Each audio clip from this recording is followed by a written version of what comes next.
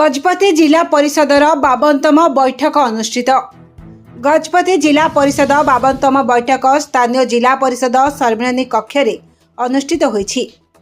ए बैठक रे जिला परिषद अध्यक्ष श्रीयुक्त गबरा तिरुपति राव को अध्यक्षता करिथिबा बेले गजपति जिलापाल विजय कुमार दासଙ୍କ प्रत्यक्ष तत्त्वावधान रे बैठक अनुष्ठित होइथिला। ए बैठक रे जिला परिषदर उपाध्यक्षा कुंतला मल्लिक, दासरथी गमांगो, मान्यवर विधायक मोहना रूपेश कुमार पाणिग्राही, ब्रह्मपुर सांसद प्रतिनिधि श्रीधर पु राजेश कुमार, मुख्य उन्नयन अधिकारी तथा कार्यनिर्वाही अधिकारी जिला परिषद डॉक्टर गुणनिधि नायक मंचासीन थिबा बेले जिलार समस्त जिला परिषदर सभ्य सभ्या ब्लॉक अध्यक्ष अध्यक्षा समस्त जिला स्तरीय अधिकारी और लाइन विभागीय अधिकारी प्रमुख उपस्थित थिले। बैठक में स्वागत भाषण पूर्वक मुख्य उन्नयन अधिकारी तथा कार्यनिर्वाही अधिकारी जिला परिषद डॉक्टर गुणनिधि नायक समस्त जिला परिषद सभ्य सभ्या स्वागत जणाइथिले। मंचासीन समस्त अतिथि कहिथिले जे गजपति जिलार केउ लक्ष्य रहिछि ता सफलतार सहित कार्यकरी करा जाउछि और आगकु मध्य सफलतार सहित कार्यकरी चालू रहिबो बोली कहिथिले। ए बैठक में जिले में कार्यकरी करा जाउथिबा विभिन्न विभाग तथा ग्राम्य पानीय जल परिमल विभाग, ग्राम्य उन्नयन विभाग, रास्ता कोठाबाड़ी, कृषि कृषक सशक्तिकरण, शिक्षा स्वास्थ्य परिवार कल्याण, बेसामरिक जोगाण, खाद्य प्रक्रियाकरण,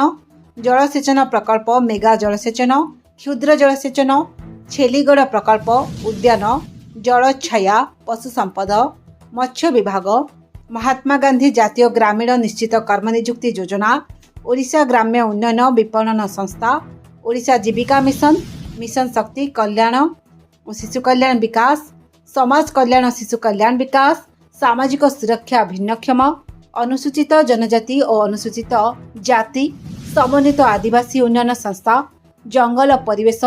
श्रम नियुक्ति, अबकारी, परिवहन, विद्युत, ग्राम्य सामाजिक निरापत्ता,